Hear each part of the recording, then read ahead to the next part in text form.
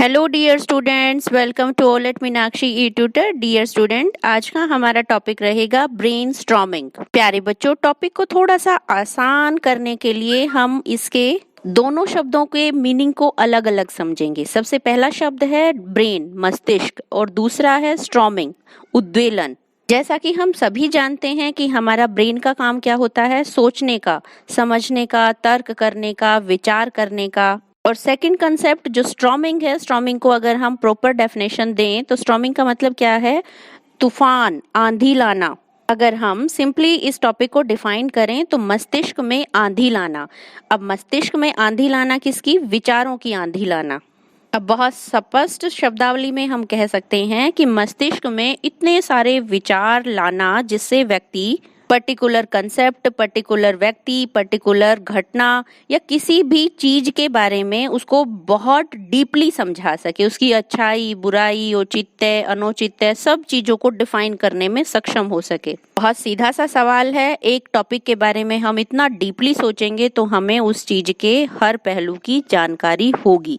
अब वही कंसेप्ट को एक अध्यापक जब अपने क्लासरूम में इस्तेमाल करेगा तो आप इमेजिन कीजिए कि एक बच्चा अपनी इमेजिनेशन, अपने क्रिएटिविटी को टीचर के साथ शेयर करेगा, टीचर उसे डायरेक्शन देगा तो एक नया व्यू पॉइंट हमारे सामने होगा।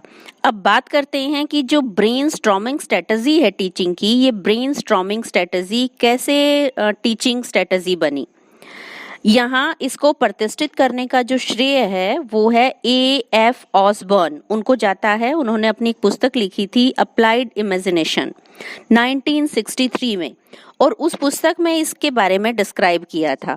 उन्होंने एक एक्सपेरिमेंट किया जिसमें एक ग्रुप के मेंबर्स को, सभी को चारों तरफ, एक टेबल के चारों तरफ बिठा के एक प्रॉब्लम दी और उस प्रॉब्लम को सभी ने मिलके शॉर्ट आउट किया। सभी ने अपने अपने विचार दिए और उन्होंने रिजल्ट देखा कि अगर एक जन किसी प्रॉब्लम को शॉर्ट आउट करने में ज्यादा टाइम लगा रहा है तो 4 जन उस प्रॉब्लम को मिलके बहुत कम टाइम में शॉर्ट आउट कर रहे हैं। धीरे धीरे यही स्ट्रेटजी दुनिया के सामने एजुकेशन सिस्टम में एक नया परिवर्तन लाने में सहायक हुई।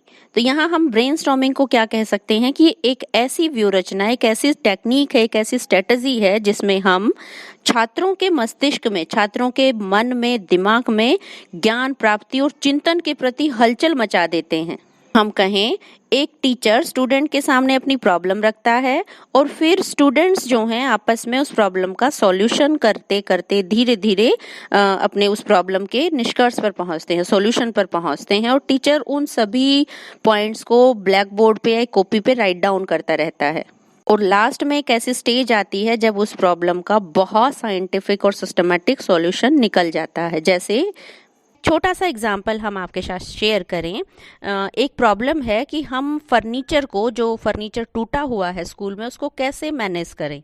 तो एक टीचर ने बच्चों को क्लासरूम में जाके ये प्रॉब्लम डिस्कशन की कि हमें वेल फर्नीचर करना, यानी कि जो टूटा हुआ फर्नीचर है उसको व्यवस्थित करना है। सभी बच्चों ने अपनी अपनी अकॉर्डिंग, अपने अपने विचार के अकॉर्डिंग उस समस्या का समाधान बताया। जैसे किसी ने कहा कि हम उसको स्टोर में असेंबल कर सकते हैं, दूसरे बच्चे ने बताया कि हम उसको मेंटेन करवा सकते हैं, दोबारा से उसकी मरम्मत करवा सकते हैं, तीसरे ने बताया कि हम उसको सेल कर सकते हैं। तो इस तरीके से सभी ने अपने अपने विचार दिए और टीचर उनको कॉपी पे राइट डाउन करता रहा। लास्ट में हम उन सभी पॉइंट्स को एनालाइज करते हैं एज ए टीचर और उसमें से सही रिजल्ट निकालते हैं कि कौन सा पॉइंट हमारे लिए सबसे बेटर है। तो यहाँ बहुत स्पष्ट सा मीनिंग हुआ कि किसी भी प्रॉब्लम का साइंटिफिकली रिसर्च करके और समाधान ढूंढना। को एक अन्य उदाहरण के द्वारा भी हम समझ सकते हैं। जैसे ब्लॉक्स होते हैं ना, सभी टीचर, सभी स्टूडेंट्स को एक एक ब्लॉक्स दे दिए जाएं और फिर वो सभी मिलके उन ब्लॉक्स को असेंबल करें। इट मीन्स एक प्रॉब्लम है और उसका सॉल्यूशन 4 या 5 मेंबर मिलके कर रहे हैं। जैसे आप लोगों ने ऑब्जर्व किया होगा कि मीटिंग बुलाई जाती है किसी भी प्रॉब्लम का सॉल्यूशन करने के लिए। तो बेसिकली ये भी एक तरह से मीटिंग ही है जिसमें अध्यापक विद्यार्थियों की सामने एक प्रॉब्लम रखता है और फिर उसका सॉल्यूशन निकालने के लिए बच्चों को मोटिवेट करता है। प्यारे बच्चों, नेक्स्ट पॉइंट होगा हमारा जो ब्रेनस्टॉर्मिंग मेथड है उसके स्टेप्स क्या हैं। अब कोई भी प्रॉब्लम, कोई भी प्रोजेक्ट अगर टीचर क्लास में कंडक्ट करवाता है तो उसे सिस्टमेटिक तरीके से अरेंज करने के लिए उसे एक प्लानिंग तैयार करनी पड़ती है। तो यहाँ हमें बच्चों को एक प्रॉब्लम शेयर करनी है तो सबसे पहले ही हमारा स्टेप क्या होगा, प्रॉब्लम का चयन करना। और सेकंड क्या होगा कि जो हम प्रॉब्लम बच्चों को दे रहे हैं, क्या वो प्रॉब्लम बच्चों के लेवल की है या बच्चों क्या उस प्रॉब्लम का सॉल्यूशन निकाल सकते हैं, यानी कि जो हमारी प्रॉब्लम है उसको एनालाइज करना। थर्ड पॉइंट क्या है हमारा, समाधान। अब जब हम तर्क करते हैं, विचार करते हैं, तो इन केस क्योंकि बच्चों का अनुभव इतना नहीं है जितना टीचर का अनुभव है, तो टीचर क्या करता है, उनको स्टेप बाय स्टेप गाइडेंस देता है, यानी कि समाधान की प्राप्ति। और लास्ट क्या है, इवेल्युएशन। यहाँ पे टीचर क्या करता है, इवेल्युएट करता है जितने भी पॉइंट्स उसके सामने आए हैं उसमें से सबसे इम्पॉर्टेंट पॉइंट कौन सा है जो प्रॉब्लम के सॉल्यूशन की तरफ पहुंच रहा है। अब हम बात करते हैं कि जो ब्रेनस्टॉर्मिंग मेथड है, ब्रेनस्टॉर्मिंग स्ट्रेटजी है, ये टीचर के लिए और स्टूडेंट के लिए बेनिफिशियल कैसे है। सारे बच्चों, बहुत स्पष्ट सी बात है कि जब हम बच्चों की सहायता ले रहे हैं, एक अध्यापक बच्चों को पूरी तरीके से अपनी प्रॉब्लम में, सॉल्यूशन में हेल्प ले रहा है, उनकी मदद ले रहा है, ऑटोमेटिकली बच्चे की क्यूरियोसिटी बढ़ेगी, उनके अंदर लॉजिकल एबिलिटी होगी या सोशल एबिलिटी उनके अंदर क्रिएट होगी।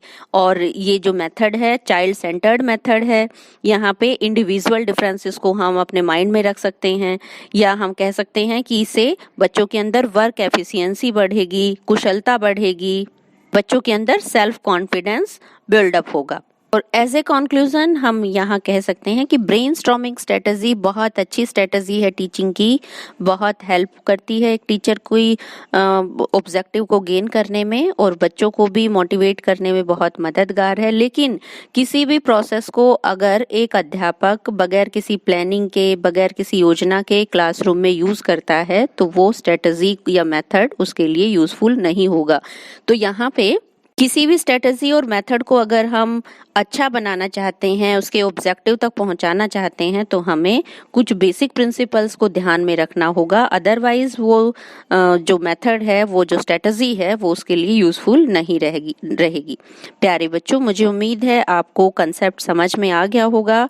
अगर आपकी कोई भी क्वेरी है तो आप कमेंट सेक्शन में राइट डाउन कर सकते हैं। Thank you.